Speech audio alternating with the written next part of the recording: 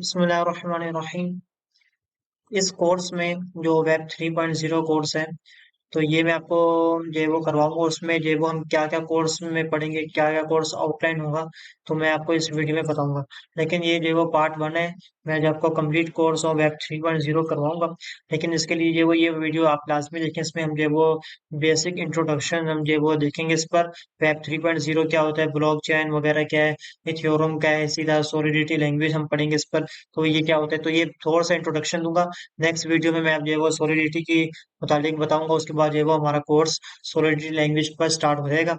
तो इस वीडियो में जो मैं आपको जो है पूरा कंप्लीट कोर्स करवाऊंगा। तो लेकिन ये वीडियो जो है वो अंडरस्टैंडिंग है वेब 3.0 की, जो कि हमारा जो है वो फ्यूचर ऑफ द इंटरनेट है ना। तो ये आपको पता है। तो इंट्रोडक्शन दूंगा, बेसिक कॉन्सेप्ट होंगे वेब 3.0 के। अच्छा, इस वीडियो में आप क्या सीखेंगे, इस वीडियो में आप सीखेंगे भाई जो वो वेब 3.0 क्या होता है, इसी तरह की बेनिफिट्स क्या है और वेब 3.0 के, इसी तरह ब्लॉक चेन और वेब 3.0। बेसिकली ब्लॉक चेन क्या है, ब्लॉक चेन बेसिकली पार्ट है वेब 3.0 का, जो कि कंपलसरी है। अभी क्यों है ब्लॉक चेन, होता क्या है, ये मैं आपको बताऊंगा। अच्छा, इसी तरह जो है वो कोर्स आउटलाइन आउटलाइन होगी, जो मैं आपको कोर्स कराऊंगा, ये कंप्लीट कोर्स और वेब 3.0 का। तो ये जो है वो कोर्स आउटलाइन क्या है मेरी, तो वो मैं आपको बताऊंगा। ठीक है जी। इसी तरह लैंग्वेजेस फॉर वेब 3.0 डेवलपमेंट, इसमें कौन कौन सी लैंग्वेज हमें जो है वो आनी चाहिए, और कौन सी लैंग्वेज वेब 3.0 में हम जो है वो यूज करेंगे और जो है वो उसको सीखेंगे। तो बेसिकली मैं जो है सॉलिडिटी लैंग्वेज आपको सिखाऊंगा। लेकिन इससे पहले आपको वेब 2.0 आनी चाहिए आपको। उस पर क्या क्या कुछ होता है वो भी आपको मैं जो है वो बताऊंगा। इसी तरह वेब 3.0 डेवलपमेंट पाथवे क्या होगा, तो ये भी मैं आपको जो है वो इस वीडियो में बताऊंगा। तो अभी तक अगर आपने चैनल सब्सक्राइब नहीं किया तो काइंडली इसको सब्सक्राइब कर लीजिएगा। लेकिन ये कि आपने पूरी वीडियो देखनी है, उसके बाद जाकर अगर आपको जो है वो वीडियो पसंद आए, और अगर आप वेब 3.0 कोर्स करना चाहते हैं मेरे चैनल के थ्रू, तो आप जो है उसको सब्सक्राइब कर लीजिएगा। अच्छा जी। अब क्या है कि वेब 3.0 क्या है, बेसिकली ये वर्ल्ड वाइड वेब जो WWW है, इसका जो है वो नेक्स्ट जनरेशन है। अभी जो है वेब 2.0 चल रहा है, तो अभी वेब 3.0 भी आ गई है। क्यों आई है, इसकी बेसिक वजह क्या है, तो ये मैं आपको सेंट्रलाइजेशन डिसेंट्रलाइजेशन में बताऊंगा। कि बेसिकली हमारी 2.0 सेंट्रलाइजेशन थी, तो प्रॉब्लम क्या आ रहा था। तो अब जो वेब 3.0 है, ये बेसिकली ये ब्लॉकचेन पर है, और जो वो ये डिसेंट्रलाइजेशन है। क्यों है डिसेंट्रलाइजेशन, इसका फायदा क्या है, बेनिफिट क्या है, ये मैं आपको जो है वो नेक्स्ट स्लाइड्स में बताऊंगा। अच्छा, अब इस पर क्या है कि बेसिकली हमारा जो है वो इंटरेक्शन इंटरेक्टिव जो है वो, मतलब कि हमारा डेटा जो है वो शेयरिंग हो रहा होता है। और इसमें बेसिकली क्या होता है कि हम जो है वो एक दूसरे से कनेक्ट तो होते हैं, लेकिन हमारा जो डेटा है वो हमारे पास ही होता है, सिक्योर होता है, डिसेंट्रलाइजेशन होता है। क्यों होता है, क्योंकि हम देखिए ना, अगर आप हमारे पास जो है वो, अगर हमारा डेटा किसी जगह पे रखा हुआ है, तो कोई भी शख्स आकर उस मेन जो प्लेस है उसमें उसमें जाकर हमारा डेटा जो है वो चेंज कर सकता है। लेकिन अभी क्या है, वेब 3.0 में क्या है कि हमारा जो डेटा है वो मुख्तलिफ जगह पे रखा हुआ होगा, नंबर एक ये, ठीक है। अब अगर एक बंदा आकर उस जगह पर चेंज करेगा, तो क्या होगा कि दूसरी जगह पर वो चेंज नहीं कर सकेगा। तो फिर क्या होगा कि हमारा डेटा जो है वो सिक्योर रहेगा। फॉर एग्जाम्पल समझाने के लिए कह रहा हूँ, अगर हमारा डेटा 100 प्लेसेस में रखा हुआ है, ठीक है। अब कोई शख्स आया, उसने ये वो एक जगह से, दो जगह से, तीन जगह से हमारा डेटा चेंज कर लिया, लेकिन हमारे पास जो डेटा शो होगा, वो जो यूजर के पास जो शो होगा, वो सेम ही रहेगा। क्यों, क्योंकि हमारा जो डेटा है वो डिसेंट्रलाइजेशन है, नंबर एक ये। कि इसमें क्या होता है कि एक बंदा जो है डेटा अगर हमारा चेंज भी कर दे, तो हमारा डेटा दूसरी जगह पर जो है वो रखा हुआ है, तो वहां से हमारा डेटा जो है वो मैच करेगा। अगर एक दो जगह से जो है वो इन्फॉर्मेशन रॉन्ग होगी, तो बाकी जगह से लेके आएगा। यानी कि यूं समझ लीजिए, मेजोरिटी प्लेसेस पर हमारा जो डेटा रखा होगा ना, उसको शो कराएगा। बस आप यूं समझ लीजिए। फॉर एग्जांपल, अगर हैकर ने हमारी जो डेटा है वो मतलब ये समझ लीजिए कि 100 प्लेसेस में रखा हुआ है, ठीक है जी। अब हैकर आया, उसने 49 प्लेसेस पर हमारा डेटा उसको चेंज कर दिया, ठीक है। अब क्या होगा, हमारा डेटा जो है वो वैसे का वैसा ही रहेगा। क्यों, क्योंकि मेजोरिटी प्लेसेस पर हमारा डेटा जो है वो वही था जो हमने रखा हुआ था, ठीक है। हैकर ने चेंज किया, लेकिन 49 प्लेसेस पर किया, तो क्या होगा, हैकर क्या, बोल तो है कि उसको टाइम वेस्ट होगा, नंबर एक है। नंबर दो ये है कि उसको बहुत काफी ज्यादा जो है वो उसको मेहनत करनी पड़ेगी, लेकिन फिर भी जाकर हमारा डेटा जो है वो चेंज नहीं होगा। क्यों नहीं होगा, क्योंकि हमारा डेटा 100 प्लेसेस में रखा हुआ है। और वेब 3.0 क्या है कि हमारा डिसेंट्रलाइजेशन है, हमारा डेटा वही हमें शो होगा जो मेजोरिटी ऑफ द प्लेसेस में हमारा जो डेटा रखा हुआ होगा।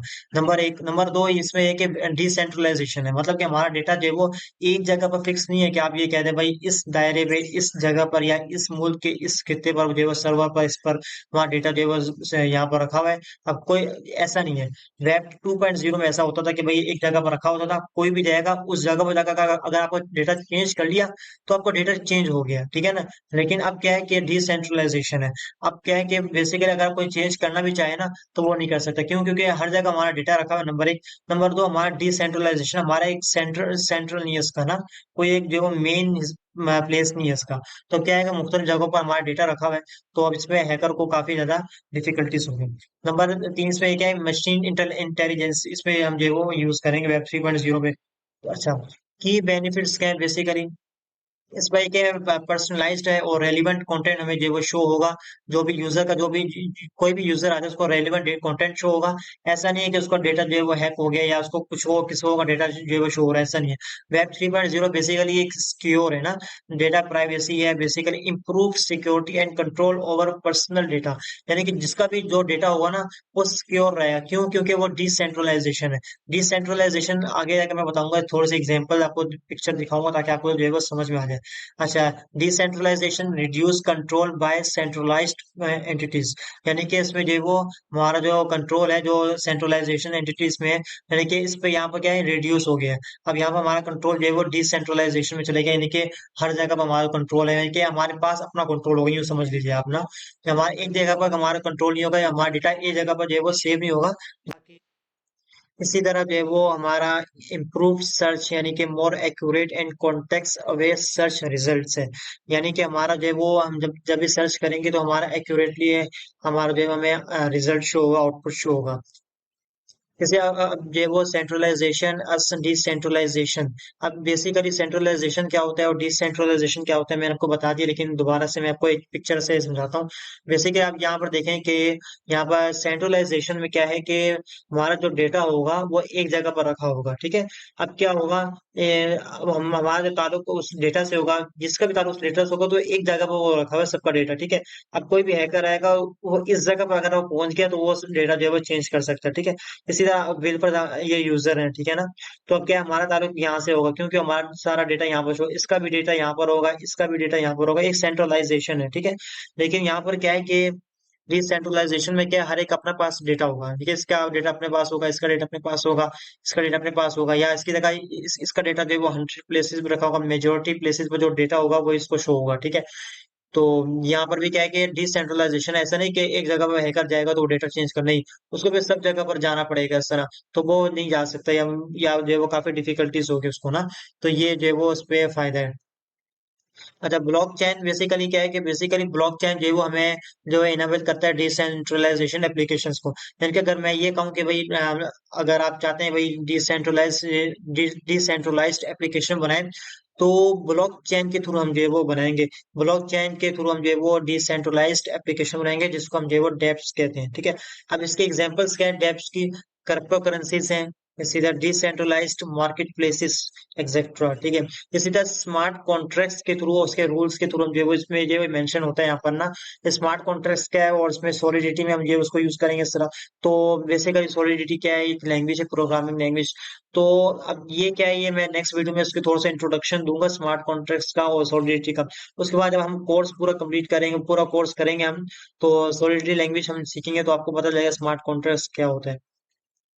अच्छा, कोर्स आउटलाइन क्या है मेरी, इसमें कोर्स आउटलाइन में आपको जो ब्लॉकचेन और मेटावर्स थ्योरी के मुतालिक बताऊंगा। इसी तरह स्मार्ट कॉन्ट्रैक्ट भी होगा। स्मार्ट कॉन्ट्रैक्ट कहाँ पर हम करेंगे, सॉलिड लैंग्वेज में करेंगे, प्रोग्रामिंग लैंग्वेज है ये। अच्छा, ये जो प्रोग्रामिंग लैंग्वेज है ये बेसिकली जावा स्क्रिप्ट, पाइथन और C++, ये इससे इसका जो है वो सिंटेक्स वगैरह मिलता जुलता है। यानी कि जब जब आप सॉलिडिटी करेंगे तो इस पर क्या होता है कि जावा स्क्रिप्ट का सिंटेक्स भी होगा इस पे, और इस पर पाइथन का भी होगा थोड़ा बहुत, तो C++ का भी होगा, ठीक है।